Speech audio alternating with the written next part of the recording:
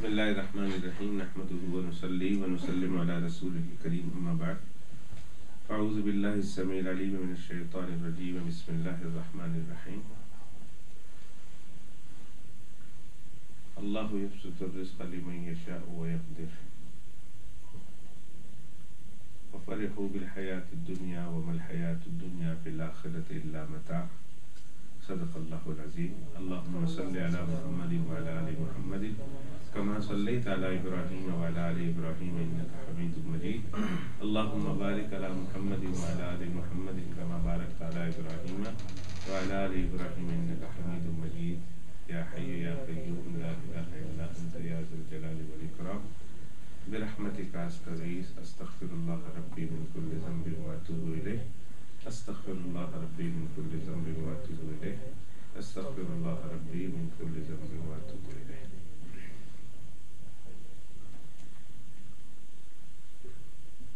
آج اور گزشتہ کل بھی پاکستان میں جو دو تین دل کو ہلا دینے والے اور دہلا دینے والے واقعات ہوئے ہیں، جس کو آپ حضرات نے ٹیلی ویژن پر فلیش نیوز کے طور پر اہم خبروں کے طور پر دیکھا ہوگا اور سنا ہوگا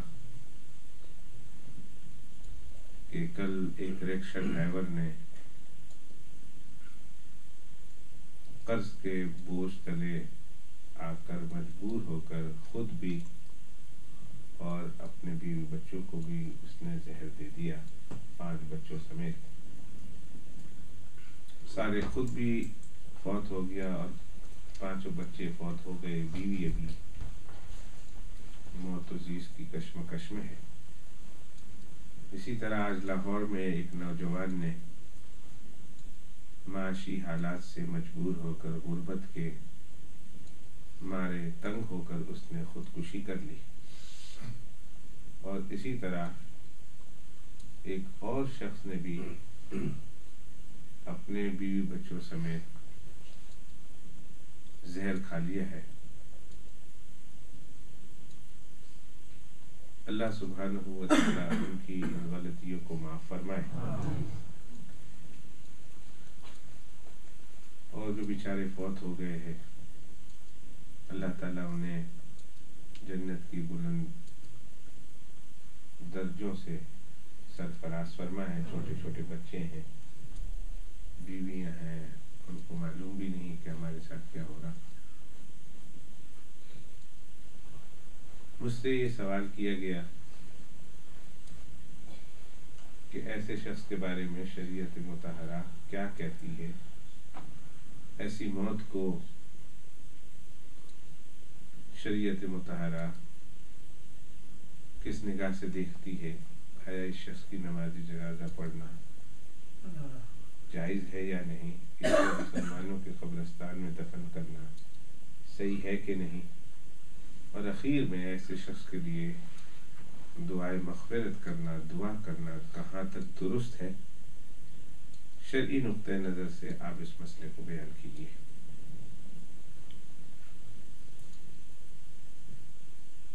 سب سے پہلے میں ان تمام سوالوں کا جواب دینے سے پہلے ایک ضروری بات کی طرف توجہ دلانا چاہوں گا، وہ یہ ہے کہ جب کبھی انسان غربت کے ہاتھوں مجبور ہو جاتا ہے اور وہ اپنے اوپر رزق کے دروازے بند پاتا ہے تو کوشش کرتا ہے، ہاتھ پاؤں مارتا ہے، جد و جہد کرتا ہے کہ کہیں سے میرے لیے روزی کا دروازہ کھل جائے، لیکن اس کی یہ ساری کی ساری کوششیں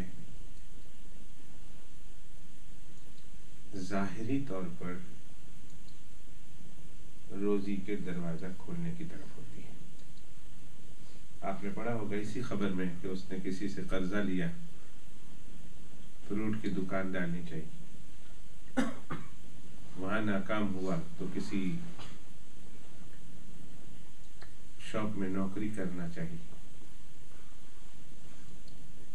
اکثر ایسا دیکھا گیا ہے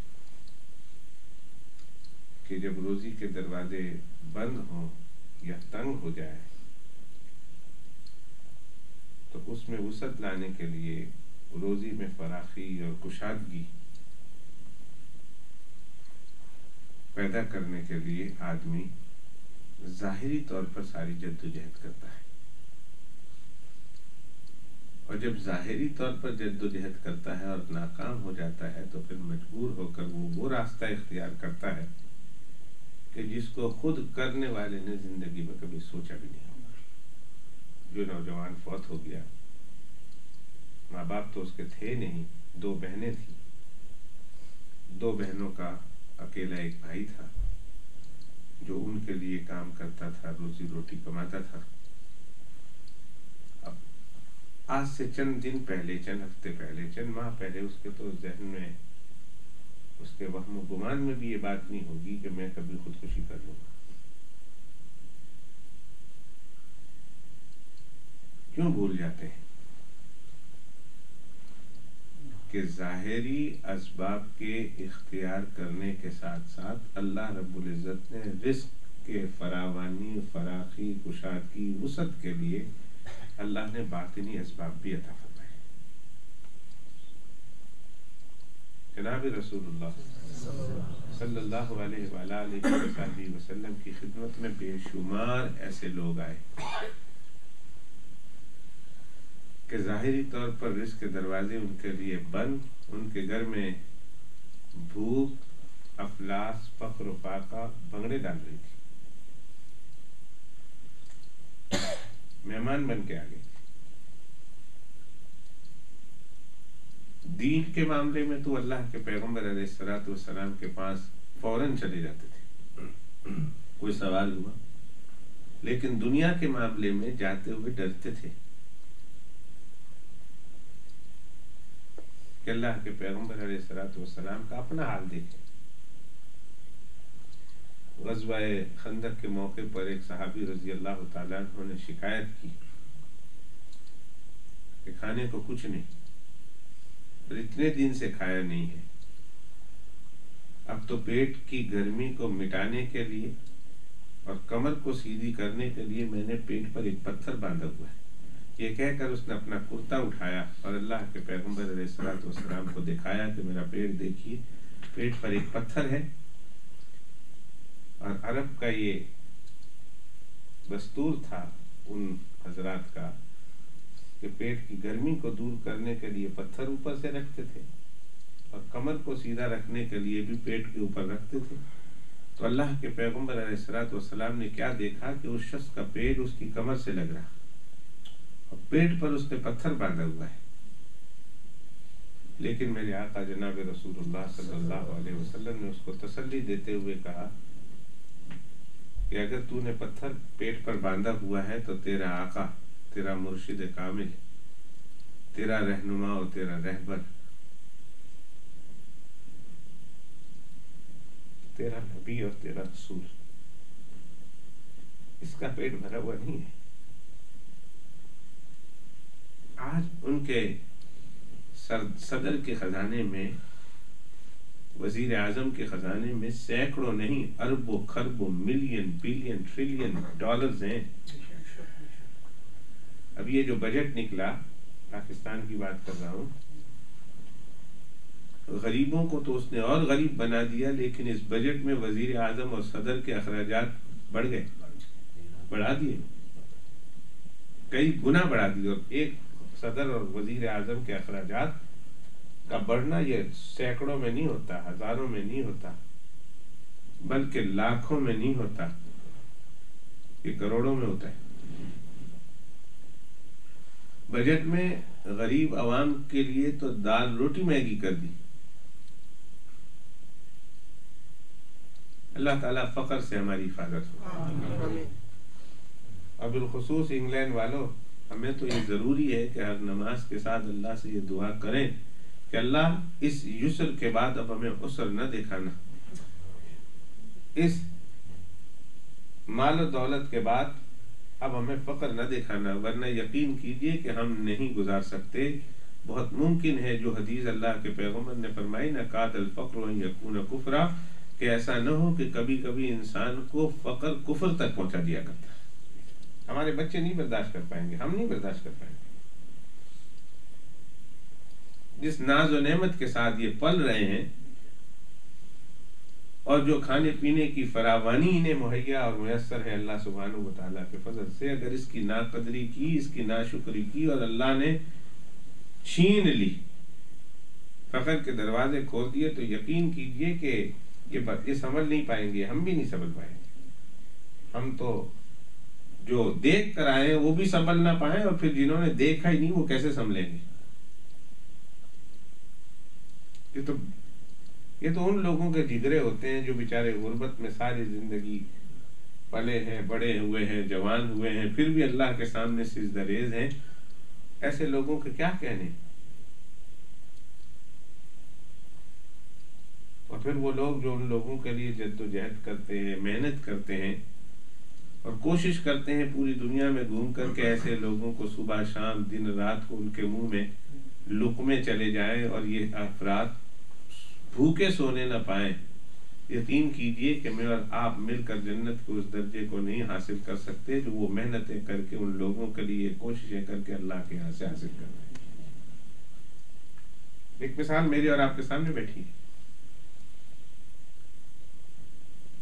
کیا پڑی ہے ان کو 700 بچیوں کا، یتیم بچیوں کا بوجھ لے کر اپنے سر پہ پھر رہے،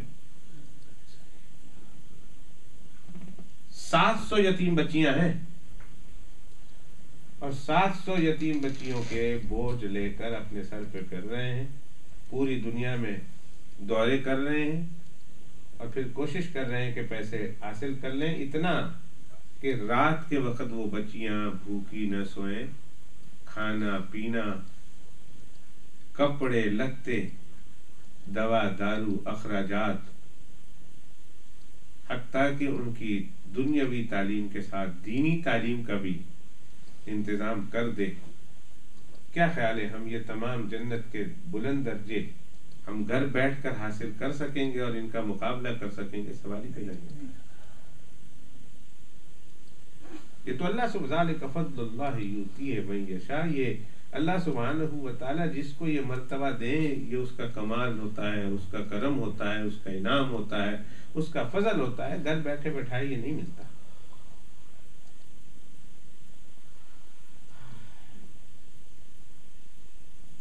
تو اللہ کے پیغمبر علیہ الصلوۃ والسلام نے کیا فرمایا؟ کہا کہ دنیا کے بادشاہ ہوتے تو کیا کہنے،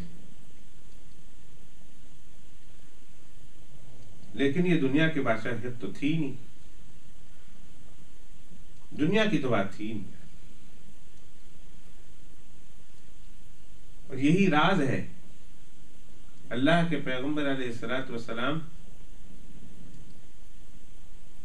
نے حضرت علی رضی اللہ تعالیٰ عنہ کو جب مواخات کرائی تھی تو حضرت علی رضی اللہ تعالیٰ عنہ کو اپنا بھائی بنایا تھا، پھر اس کے بعد آل محمد پر صلی اللہ علیہ وسلم، آل محمد پر صدقہ کو، زکوٰۃ کو حرام قرار دیا۔ اللہ کے پیغمبر علیہ الصلوۃ والسلام نے اپنے وفات کے بعد اپنی اولادوں کے لیے میراث تک حرام قرار دی۔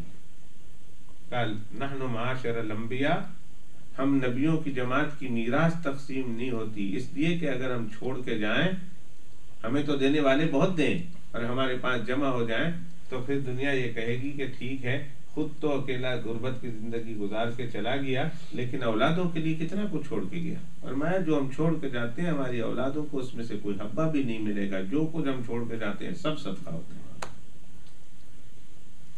بیت المال میں جمع کر دیا ہے۔ بیٹی آئی تھی نا،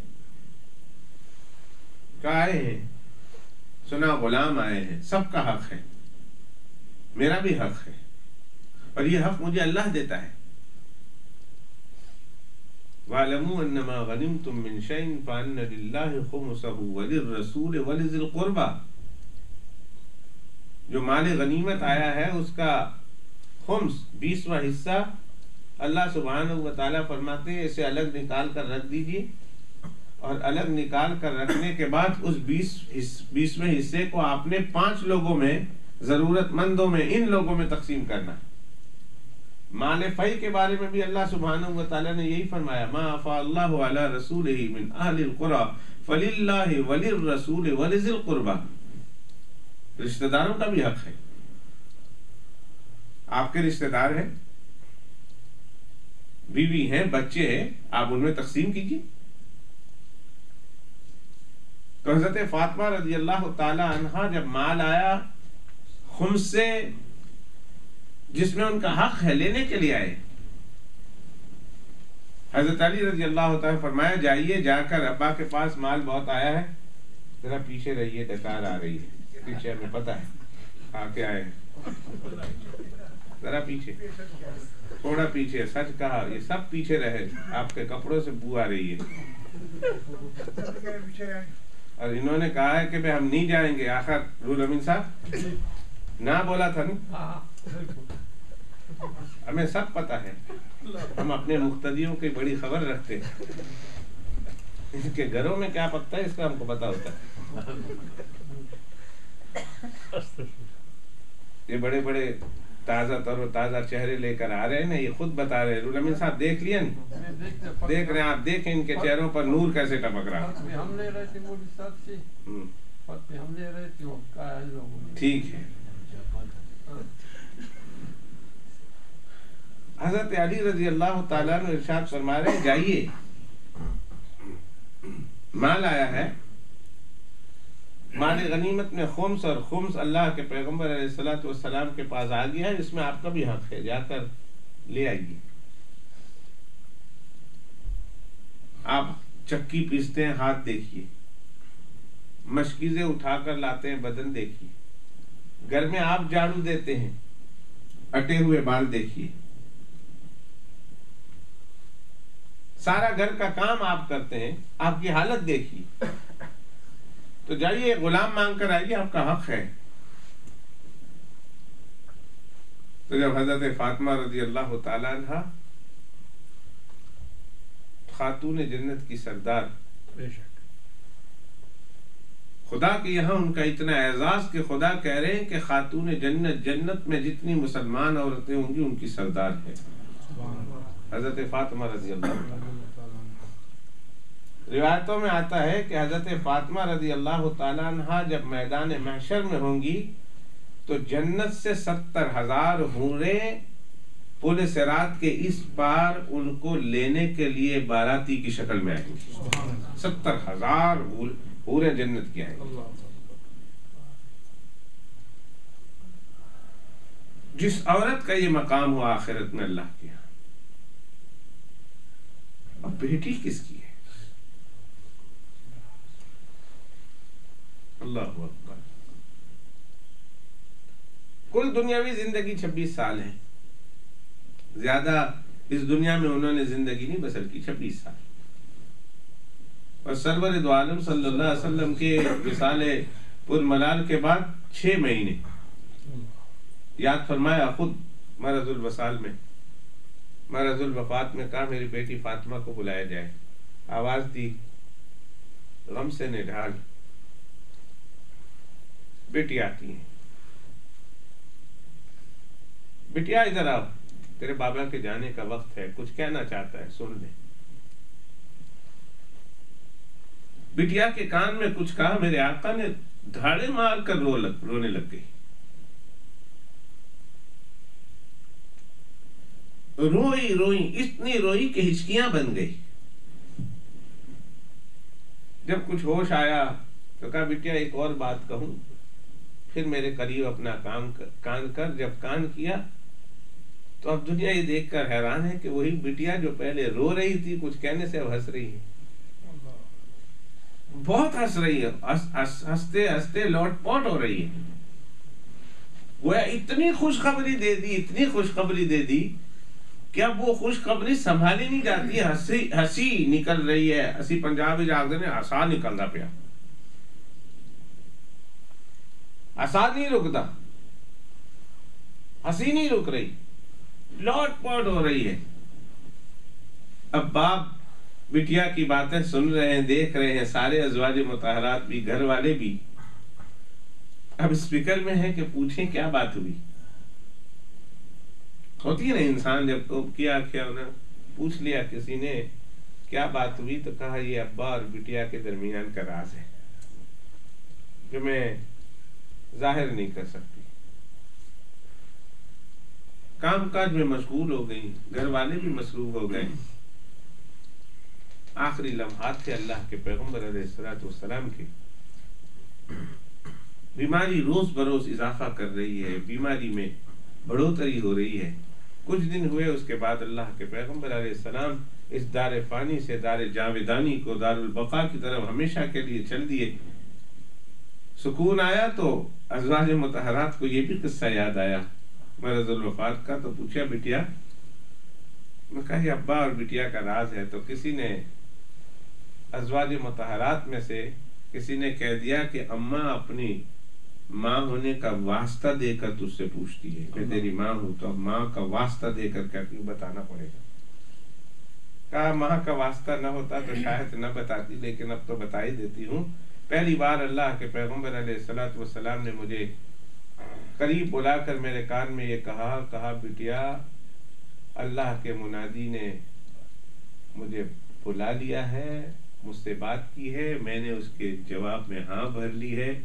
بٹیا اب کچھ دنوں کے بعد ابا کی جدائی کے دن آ رہے ہیں، ابا جدا ہو جائے گے ہمیشہ ہمیشہ کے. تو محمد الرسول اللہ صلی اللہ علیہ وسلم کی جدائی بھلا کس سے برداشت ہو، پھر وہ بھی بٹیا ہو، اور بٹیا بھی جان سے پیاری بٹیا ہو، جس کو اللہ کے پیغمبر نے فرمایا فاطمہ میرے جگر کا ٹکڑا ہے. ہم تو کبھی کبھی شادی میں کارڈ میں لکھ دیتے ہیں کہ دختر نیک اختر یا لخت جگر، جگر کا ایک ٹکڑا لکھ دیتے ہیں، پاؤں پیچھو اتنی وڈیا گاڑا کڈن پر لکھنے کو مجبور ہے. لکھتے ہیں جی میری دختر نیک اختر یا میری لخت جگر کی جدائی رخصتی ہو رہی ہے، آپ لوگ آئیے گا. دلوں خوش ہے کہ جاوے چنگا ہے میرے واسطے بوجھا. لیکن یہ تو اللہ کے پیغمبر سے فرمایا میرے جگر کا ٹکڑا ہے. اور فاطمہ کو جب تکلیف ہوتی ہے مجھے تکلیف ہوتی ہے. کہا فاطمہ کو ستایا نہ کرو، اس کو تکلیف ہوتی ہے تو یوں سمجھو محمد الرسول اللہ بے چین ہو جاتے ہیں، اور جب محمد الرسول اللہ بے چین ہو جاتے ہیں تو پھر اللہ بھی ناراض ہو جاتے ہیں. تو در حقیقت انیشلی نتیجہ یہ نکلا کہ فاطمہ کی ناراضگی اللہ کی ناراضگی مول لینے کے مترادف ہے. جس کو یہ مقام دیا جائے اور جو اتنا کلوز تعلق ہو کہ اللہ کے پیغمبر علیہ السلام کی خدمت میں جب بٹیا فاطمہ آتی تھی سلام اللہ علیہا تو اللہ کے پیغمبر علیہ الصلوۃ والسلام باوجود کہ محمد الرسول اللہ ہے اور یہ بیٹی ہے محمد الرسول اللہ بنت رسول اللہ ہے، اللہ کے پیغمبر فاطمہ کے اعزاز میں کھڑے ہو جائے.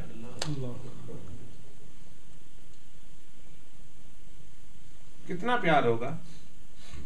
اور وہ بابا جو دو جہاں کی روح ہے،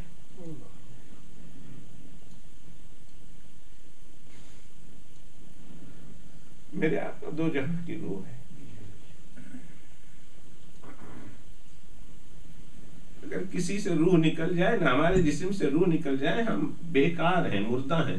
گھر والے نفرت کریں گے، کہیں گے لے جا اسے جلدی. تھوڑی دیر میں پھٹے گا، خون نکلے گا، پیپ نکلے گا، بدبو پھیلائے گا، گند ہے، لے جا اسے. خدا کی قسم کھا کے کہتا ہوں محمد الرسول اللہ دونوں جہاں کی روح. اگر انہیں دونوں جہاں سے الگ کر دیا جائے دونوں جہاں کچھ بھی نہیں ہے.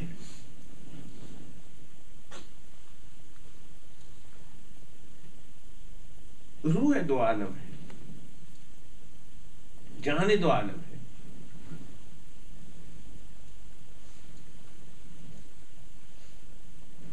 یہ جب ان کا انتقال ہو، رخصتی ہو، دنیا سے پردہ کر رہے ہو اور بٹھیا ہو سامنے،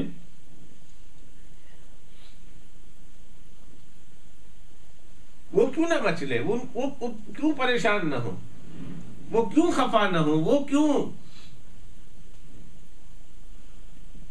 غم زدہ نہ ہو، غمگین نہ ہو، حزین نہ ہو. بابا کی جدائی ہے. یہاں تو محمد الرسول اللہ صلی اللہ علیہ وسلم کی جدائی تو جانوروں سے نہیں برداشت ہوتی. کل پرسوں جس میں دلدل کا تذکرہ کر رہا تھا، جس سفید خچر کا، غزوہ حنین کے حوالے سے آپ کے سامنے اس سفید خچر کا تذکرہ نکلا کہ جس پر سے اللہ کے پیغمبر علیہ السلام زمین پر اتر آئے اور کفار کو للکارتے ہوئے کہا تھا انا النبی لا کذب انا ابن عبد المطلب. وہ سفید دلدل اللہ کے پیغمبر علیہ السلام کے پاس رہا ہے اور بہت دیر تک رہا. اس وقت تک رہا جب تک کہ اللہ کے پیغمبر علیہ السلام حیات تھے.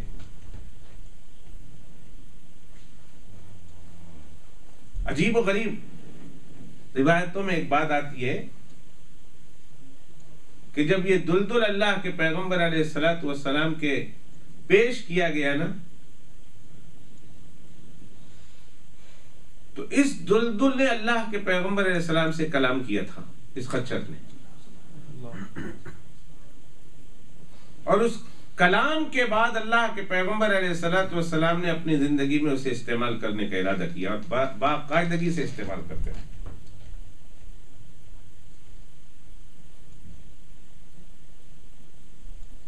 تو دلدل وہ خچر کہاں گیا؟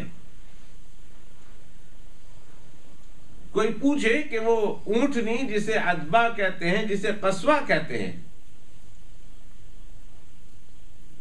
اسبا اور قصوہ دو اونٹنی تھی اللہ کے پیغمبر علیہ السلام کی حیات طیبہ میں زیر استعمال رہتی تھی، اور ان میں ایک اونٹنی تو وہ تھی جسے اسبا کہتے ہیں. اللہ کے پیغمبر علیہ السلام نے بے تحاشا اس پر سواری کی ہے. کس موقع پر مجھے وہ عاشق رسول یاد آیا. اللہ کی کروڑ رحمتیں ہو اس پر. اپنے خیمہ میں بیٹھا ہے، حج پہ جا رہا اور اپنے خیمہ میں بیٹھا ہے. یکایک ایک اونٹنی بڑبڑائی، آواز آئی اونٹنی کے بڑبڑانے کی، چلانے کی، بولنے کی. اور یہ عاشق رسول خیمہ میں بیٹھا ہوا ہے، تبلیغ کر رہا، تعلیم کر رہا، مسئلے بتا رہا، لوگوں کے سوالوں کے جواب دے رہا، حج کس طرح کرنا بتا رہا. اور اونٹنی کی آواز آئی. رول امین صاحب، وہ عاشق رسول نے اونٹنی کی آواز سنی اور فرط محبت میں اچھلا ہے اور بغیر جوتی کے اس اونٹنی کی آواز کی طرف بھاگنا شروع کر دیا. لوگ حیران ہیں کہ امیر صاحب کو کیا ہو گیا. کسی نے پوچھا کہاں کو؟ انہوں نے کہا محمد الرسول اللہ صلی اللہ علیہ وسلم تشریف لے آئے. بھائی اونٹنی بولی ہے، اونٹنی. محمد الرسول اللہ صلی اللہ علیہ وسلم کی آواز نہیں آئی ہے، اونٹنی کی آواز آئی ہے، جو بڑبڑائی ہے، جو چلائی ہے، جو بولی ہے. اور یہ عاشق رسول خیمہ سے اٹھ کر بھاگتا ہے کہ محمد الرسول اللہ تشریف لے آئے. میں تمہیں کس نے بتایا؟ کہا اللہ کے پیغمبر کی اونٹنی کی آواز آ رہی ہے. اللہ وہ کیسا عاشق ہو، اس کے دل میں عشق رسول کا سمندر کس قدر تلاطم خیز موجوں کے ساتھ اٹھ رہا ہوگا، اور اس کے دل کے سمندر میں عشق رسول کا کیا طوفان بپا ہوگا، اور کتنا عشق ہوگا اسے میرے آقا سے کہ صرف آقا کی بات نہیں، آقا کی اونٹنی کی آواز کو بھی معلوم کر رکھا اور پہچان رکھا ہے. ہزاروں اونٹنیوں میں، لاکھوں اونٹنیوں میں جب وہ اونٹ بولتی ہے، اونٹنی بڑبڑاتی ہے، تو اسے پتا ہوتا ہے میرے آقا کی اونٹنی صلی اللہ علیہ وسلم. اللہ اکبر. ہم اپنی گاڑیوں کے ہارن کی آواز بدل سکتے ہیں، ہم اپنے ٹیلی فون رنگ کے ٹون بدل سکتے ہیں. ہوتا ہے نا ہمارے یہاں فون ہے، فیملی ٹیون ڈال دو تو فیملی جب وہ ٹیون کے ساتھ بجتی ہے تو پتہ ہے گھر والوں کا ہے، فرینڈ ٹیون ڈال دو تو جب وہ بجتا ہے اس ٹیون کے ساتھ تو پتہ ہوتا ہے فرینڈ ہے. عام ٹیون رکھو تو پتہ لگتا ہے کوئی عام آدمی ہوگا. ہمارے ٹیلی فون کے رنگ ٹون بدل سکتے ہیں، گھروں کی گھنٹیاں بدل سکتی ہے، لیکن اونٹنیوں کی آواز تو نہیں نہ بدل سکتی. سارے اونٹنیوں کی آواز ایک ہے، لیکن وہ کیسا سچا پکا عاشق رسول ہے کہ اسے یہ پتا ہے کہ میرے آقا کی اونٹنی کی یہ آواز ہے، اور بھاگے اور اونٹ کی آواز کی طرف بھاگے. اللہ اکبر. آگے جب پہنچے ہیں تو کیا دیکھتے ہیں؟ وہ خیال نہیں تھا، وہ تصور نہیں تھا، وہ سوچ نہیں تھی، وہ کوئی خیالات کی دنیا میں آواز نہیں آ رہی تھی، وہ ایک حقیقی آواز تھی. دیکھا تو محمد الرسول اللہ کی اونٹنی سامنے کھڑی ہے صلی اللہ علیہ وسلم، اور جب اونٹنی سے آگے بڑھ کر نگاہ اوپر کو جاتی ہے تو بجائے محمد الرسول اللہ کے علی ابن ابی طالب کرم اللہ وجہہ الکریم بیٹھے ہوئے. حضرت علی رسول اللہ صلی اللہ علیہ وسلم کی اونٹنی لے کر آئے ہوئے.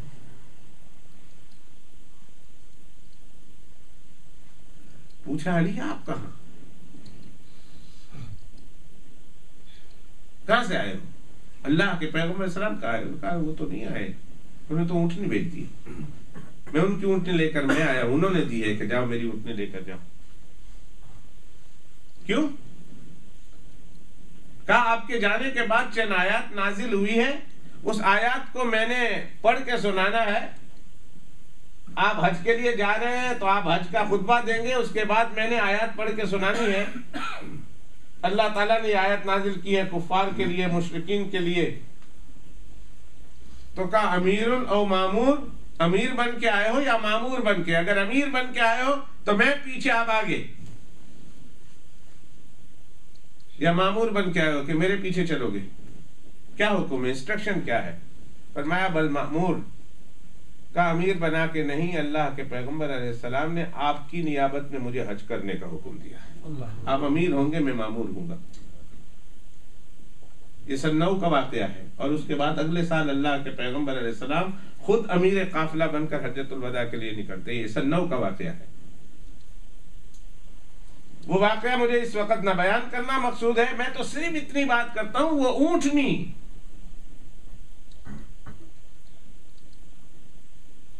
وہ کہاں گئی؟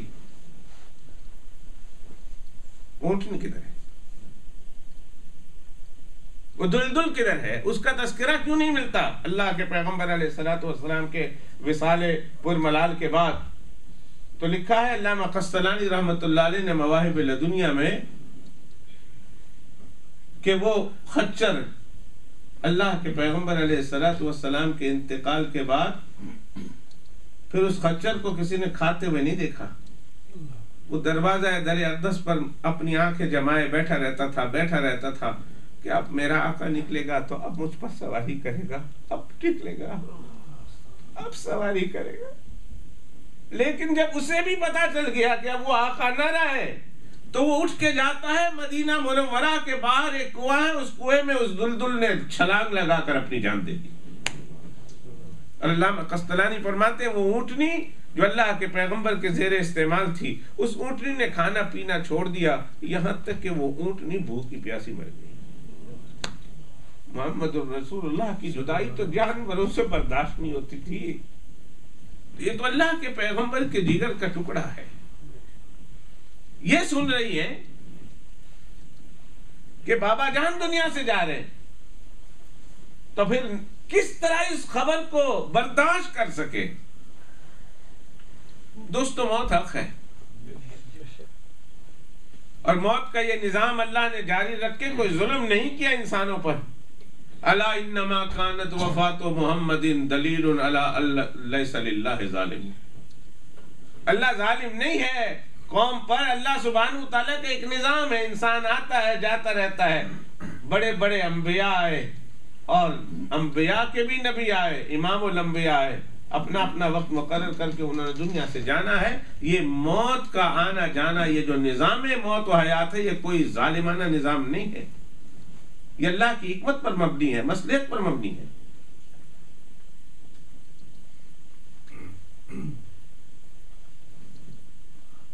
تو بیٹیا رو پڑی، ہچکیاں بن گئی. پھر پھر کہتے میرے ابا نے کہا بیٹیا ادھر آؤ ایک بات اور کہوں. تو کہا ہنسی کیوں تھی؟ تو کہا ابا نے یہ کہا کہ میرے دنیا سے رخصت ہو جانے کے بعد اہل بیت میں سے سب سے پہلے فرد جو مجھ سے آ کر ملے گا بیٹیا فاطمہ، وہ آپ ہی ہوں گے. اب دیکھیے بیٹیا فاطمہ خوش ہے کہ میں نے دنیا سے جلدی چلے جانا ہے. آج کسی نو آگ کے دیکھو نا، تو مر جا، اتنے تو پڑھنی ہے. آج تو مرنے والے کے لیے مرتے کہنا دشوار لگتا ہے کہ جلدی موت آ جائے اسے. ایک شخص آ گیا میرے پاس، کہنے لگا مولوی صاحب روتا ہوا، کہا پاکستان سے لیٹر آیا ہے. میں نے کہا کیا ہے؟ اللہ خیر کرے. تو اس میں لکھا ہوا تھا کہ تمہاری ماما ہسپتال ہم لے گئے، بیمار ہو گئی، ہسپتال لے گئے، ایسا ہے ایسا ہے ایسا ہے، 50,000 60,000 روپیہ خرچہ ہو گیا، فلاں، اب اتنا ہو گیا، اتنا ہو گیا. اب وہ بولتی نہیں ہے، چل پھر بھی نہیں سکتی، آنکھوں سے نظر بھی نہیں آتا، کانوں سے سن بھی نہیں سکتی، کھانا پینا بند ہے، ساری رات کراہتی رہتی ہے. اور سارا کچھ لکھا ہوا تھا. پھر آگے سب کچھ لکھا ہوا تھا حالات. تو میں نے کہا میں کہا مولوی صاحب دعا کرو اللہ میری اماں کو لمبی عمر دے. وہ جب سب کچھ پڑھ لیا تو پڑھنے کے بعد کہتے ہیں مولوی صاحب دعا کرو اللہ میری اماں کو لمبی عمر دے. میں نے کہا اس طرح، اس حالت کے ساتھ کہ وہ تمہارے لیے، وہ تمہاری ماں جو ہے وہ اس طرح کی تکلیفیں برداشت کرتی رہے. میں نے کہا یہ اللہ سے دعا کرو اللہ جب تک اس کا جینا بہتر ہے اسے زندگی دے، اور جب اسے اپنی رحمت میں بلانا بہتر ہے تو اپنی رحمت میں عافیت کے ساتھ، ایمان کے ساتھ بلا لینا. یہ دعا ہوتی ہے، یہ نہیں ہوتی کہ اسے لمبی زندگی دے. اتنی تکلیفوں کے بعد آدمی، میں کہہ رہا تھا آدمی اب بھی نہیں چاہتا کہ دنیا سے کوئی اپنا چہیتا رخصت ہو جائیں یا ہم رخصت ہو جائیں.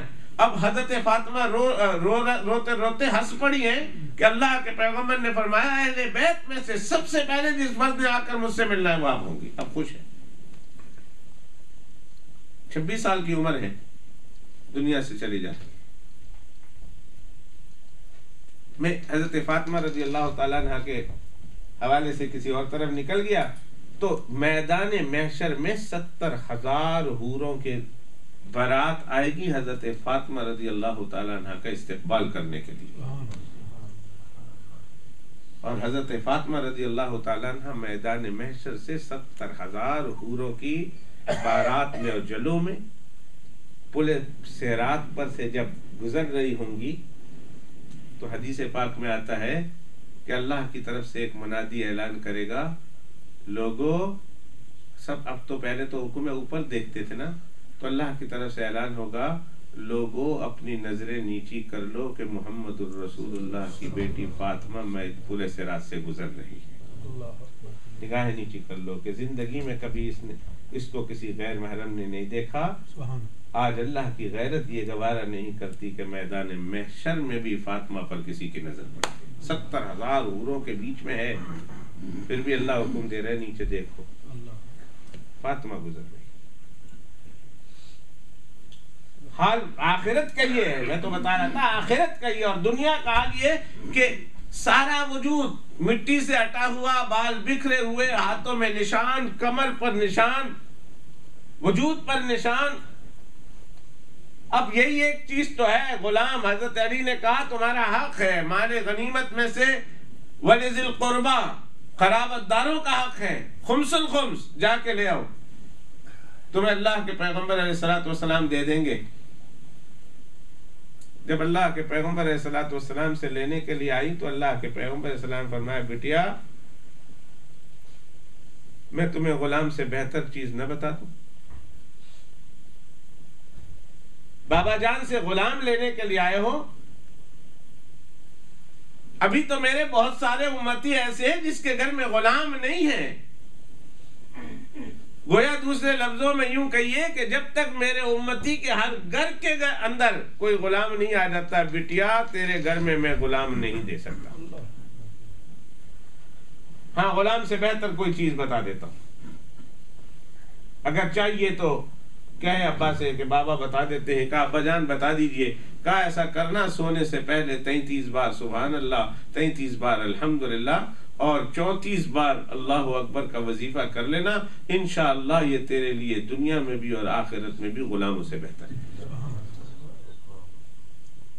سوتے وقت یہ کر لے. اسی کو تسبیح فاطمی کہتے ہیں. یہ جو دوسرا نماز کے بعد جو تسبیح کرتے ہیں اس کو تسبیح فاطمی ویسے ہی مشہور ہو گیا. تسبیح فاطمی اصل یہ ہے، کیونکہ یہ بھی ایسے ہی وہاں بھی پڑھتے ہیں اس لیے اس کا نام بھی تسبیح فاطمی چل گیا. لیکن اللہ کے پیغمبر علیہ الصلوۃ والسلام نے جو اپنی بیٹیا حضرت فاطمہ رضی اللہ تعالیٰ عنہ کو سکھایا تھا وہ یہ.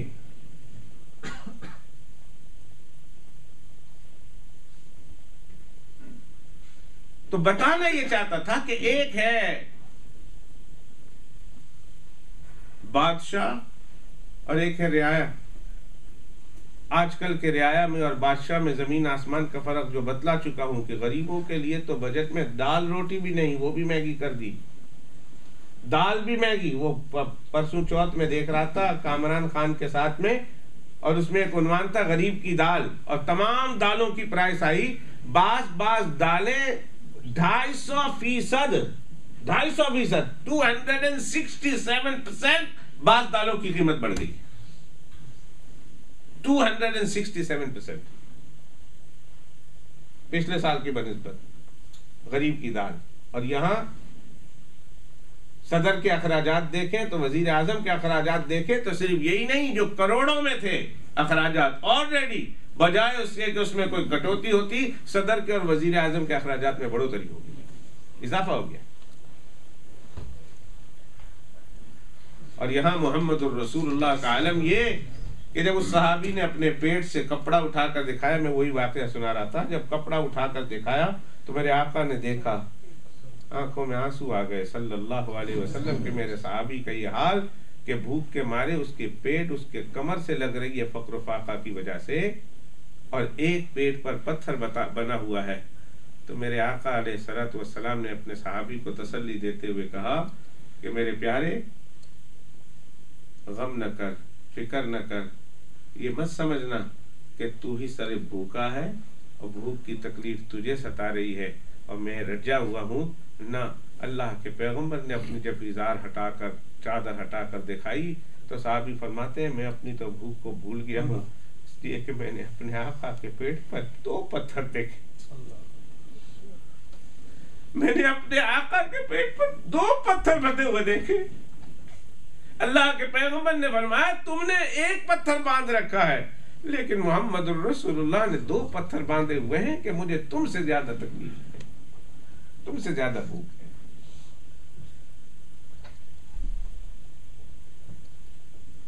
لیکن بات میں آج کچھ اور بتانا چاہتا تھا، آپ کو کچھ چیز دینا چاہتا تھا آج کی مجلس میں، کہ اللہ سبحانہ و تعالیٰ نے ظاہری رزق میں ظاہری فراخی اور فراوانی کے جتنے اسباب اللہ نے بنائے ہیں، اللہ نے کچھ روحانی اور معنوی اسباب بھی ہم کو دیے ہیں کہ بندے کو چاہیے کہ ان اسباب کی طرف بھی نظر کرے.